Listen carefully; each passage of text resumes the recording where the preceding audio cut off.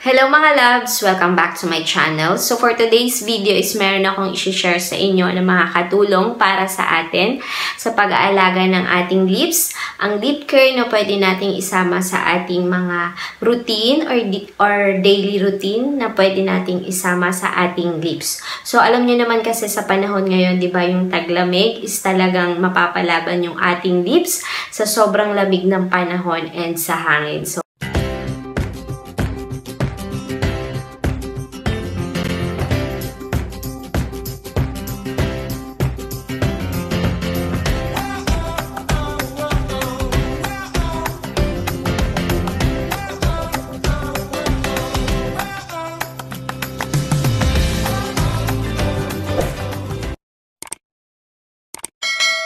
sa mga hindi pa po nakaka-subscribe sa akin channel, please subscribe to my channel and please click the bell button para ma-notify kayo every time na mag-upload ako ng mga bagong video. So ngayon kasi sa panahon ngayon, 'di ba?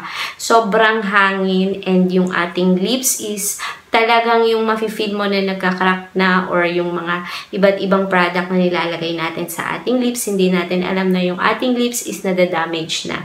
So, ituturo ko sa inyo kung paano yung paggawa ng isang DIY na lip scrub para sa ating lips para magkaroon siya ng kissable lips at saka ng red lips. So, paano ba natin yun gagawin? So, sa video to, ituturo ko yun sa inyo. So, malaking tulong to kasi isa sa pinakamanipis na balat ng ating katawan ay ang ating lips. So, marami kasi sa atin na hindi pinapansin yung ating lips. So, para po sa kaalaman ninyong lahat, kailangan magkaroon din tayo ng daily routine sa ating lips para naman magkaroon siya ng maganda ng kissable lips tsaka ng red lips. Kasi sa panahon ngayon, sobrang lamig. Yung lips natin is nagka-crack na siya, hindi natin napapansin na napapabayaan na natin kasi kung ano-ano yung mga nilalagay natin sa ating lips. At least itong DIY na to is makikita nyo lang siya sa inyong bahay, sa inyong mga tahanan, and pwedeng-pwede lang na gawin kahit sino, kahit bata pwede. And talagang makakatulong siya para sa ating lips. So punta na tayo sa ating video kung paano siya gawin. So, yan yung mga kailangan natin na ingredients or mga materials na sa gagawin natin na DIY lip scrub. So, kailangan natin ng olive oil, petroleum jelly, and ang brown sugar or any color ng sugar is pwede. So, yan. Kailangan din natin ng isang cup na maliit and kailangan po din natin ng mga empty bottle ng ating mga lip tint or what or cup. Pwede din po yun. And ang ating spoon. Ayan.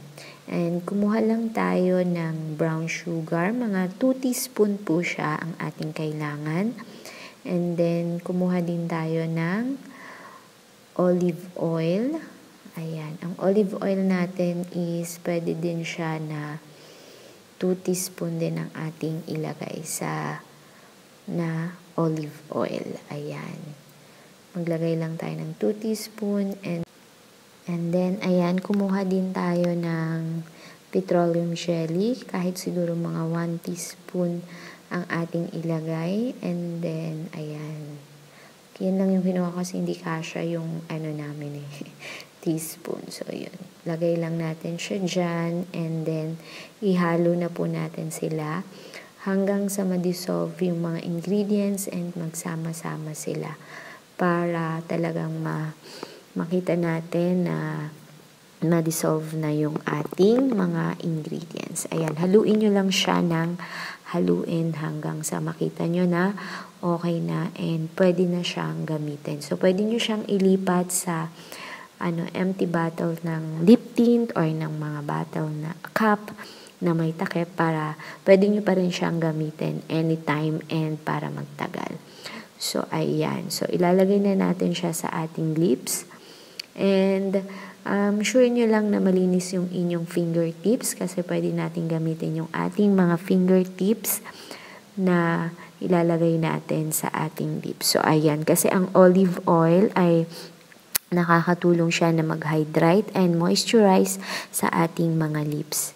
And then, yung sugar, brown sugar naman ay nakakatulong siya para mag-exfoliated ng ating lips para maging softer, healthier, and smoother. So, alam natin na lahat ng mga ingredients is walang chemical na nakahalo na, di ba, hindi naman natin alam yung ibang mga lip tint or yung mga lip balm. Hindi rin natin alam kung paano sila ginawa. So, hindi natin alam baka maka-harmful effect sa ating mga lips. So, at least ito, di ba, kahit everyday nyo siyang gamitin kasi alam natin na tayo yung gumawa and talagang safe siya para sa atin. So, ayun, sana nagustuhan nyo yung shinare ko sa inyo and sana mai-apply nyo rin yon sa inyong lip care routine, maging everyday lip care routine kasi sa panahon ngayon, sobrang lamig and talagang yung lips yung napapalaban sa ating sa panahon. So, yun, nagka-crack or what. So, yun. And samahan din natin ng drink plenty of water para makatulong din sa ating lips. So, ayan lang mga loves. Maraming salamat sa panonood. Hanggang sa susunod na vlog ko na lang ulit. Bye! See you in my next vlog!